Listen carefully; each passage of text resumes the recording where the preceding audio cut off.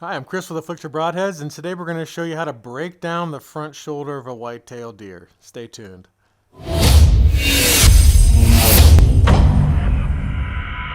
Okay, so for today's video, we're just going to break down this front shoulder. I'm going to kind of go through some of the easy way to remove the meat from the bone. A couple of essential tools for you are definitely a nice sharp knife. I like a stiff blade knife like the Outdoor Edge replaceable blade, just because it's just super sharp, super easy. Something goes wrong with the blade, just put a new one on. I also like the Havalon fillet knife. Any fillet knife will work. Again, I just like this for the ease of use, super sharp, and at any time you can just pop on a new blade if you need it.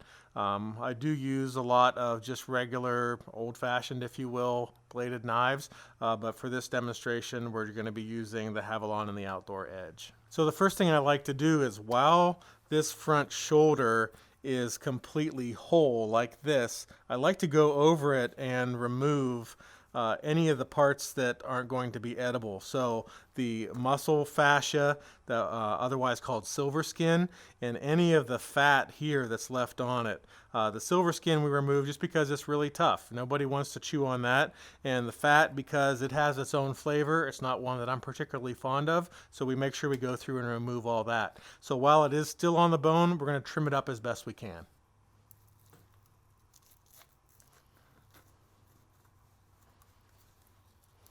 You can see this fascia. It's really thin membrane here. You can see my finger and my knife blade underneath it. It's just nice to get rid of much of that as you can because it is so tough. Okay, so the first thing we're going to do is we're going to go ahead and take off this lower leg bone that has this hock right here. Most of the people don't know what to do with this hock, but if you just take in the joint right here, cut straight down in, and then right here you can see where this bone comes up all the way into here. We're just going to cut around that, and we're going to free up this whole muscle right here. And as we flip this over, we're going to come in right along the bone, just follow it around.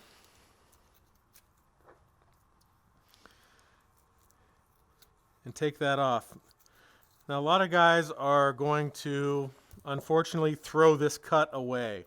I really like this cut. It's good for specific recipes, especially recipes where you're going to be cooking the meat for a long time. But we do a lot of canning of venison, and I really like this for canning because even if you don't trim out all the tendon, it just becomes very soft and delicious and tender, and through the canning, pressure canning process, that there's no reason to throw it away. So we're going to go ahead and just take all that off. Now as we look at this big hunk of muscle, most guys, like I said, they're not going to deal with this. They might grind it.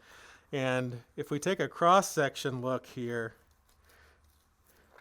you can see that each one of these muscle bundles is surrounded by these sheaths. And so on this outer edge you have the epithelium, and the inside you have mycelium, and then in the inside you have the pericelium, and those are all the different fascia that holds all these muscle groups together nice and tight and gives them their shape and form and keeps them together in their little bundles. But if you look in here, you can see all these different little bundles, really tough. So again, the grinder or pressure canning really turns these into a great cut. So we're going to save those. So we're going to trim them up and set them aside for later. We're going to go ahead and get rid of this lower leg bone. You do that by cutting right above the bend here. Cutting down.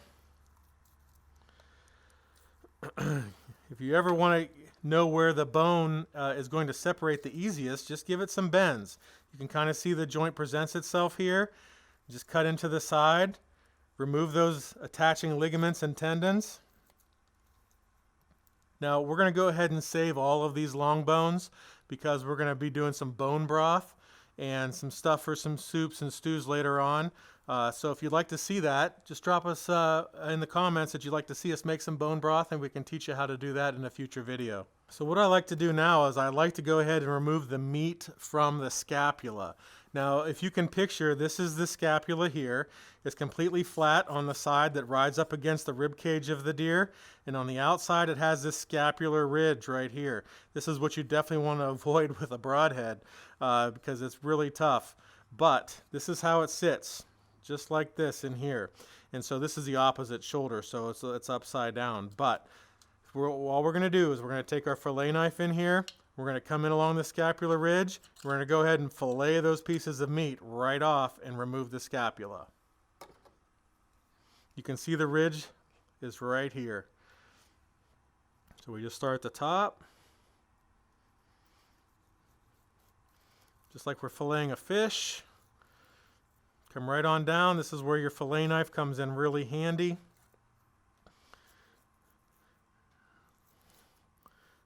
And we're going to follow that right around the bone, just like that.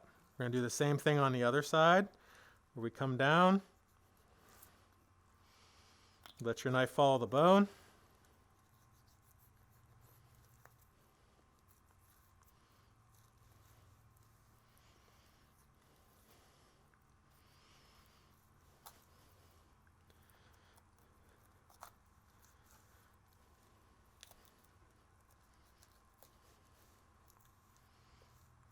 Just like that. Now you can flip it over, finish your cut. There's not a whole lot of meat here, but the meat that is here is quite good. So you want to get all that off there that you can. We'll be trimming the fat and some other pieces off that here in just a minute.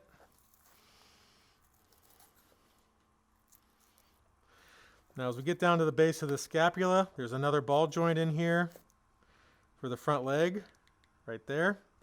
Just going to cut that socket right off.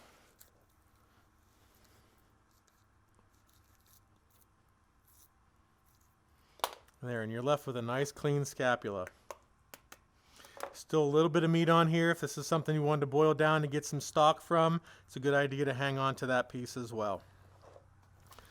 Now there's only one more bone left to remove in this front shoulder. That's this big leg bone right here. So we just come in right along the bone. We're going to follow it again, just right along the edge of it, and just cut the meat off. Now a lot of you guys, you know, when you're looking at shoulder shots, especially with archery equipment, and you hit them in this spot, I don't care what broadhead you're using. I don't care what arrow you're using. This is a really tough spot to get through. And so this is where a lot of guys lose their animal, is having hit this really tough spot. And I'll show you here in just a second. You can see how big this ball is. It's huge. This meat here is attached to even more bone.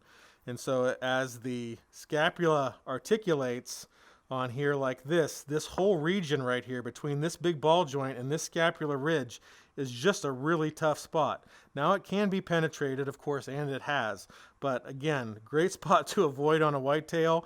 As this rides like this, that vital V area is right in here. It's a great spot to aim for, and trying to totally avoid this joint area. So now as we separate out our pieces of lower leg, we're just cutting off the different muscle groups here. There's a lot of cleanup involved in the front shoulder, but that's okay. I like to come in here, and you can just see that there's a lot of fat and stuff. There's a lot of damaged meat in here from the broadhead going through. We're just going to go ahead and cut those areas out, making sure we take as much of the fat as we can as we go. These nice long pieces come out really simple.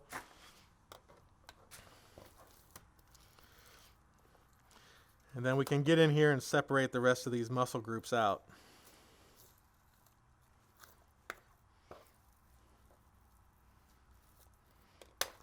So what we're left with when we're done is the lower hocks. This piece that we filleted off the scapula, this whole front shoulder on one side, and the whole base of the front shoulder scapula on the other. Now these are great great cuts here to trim for stew meat. They're great for the grinder. They're really tasty. A lot of usefulness up here. So you want to make sure that you just take a little bit of time to process these front shoulders to get all the meat off of them, and you'll be good to go. Give us a thumbs up. If you have any questions, drop them in the comments. Give us a follow as well. Thanks.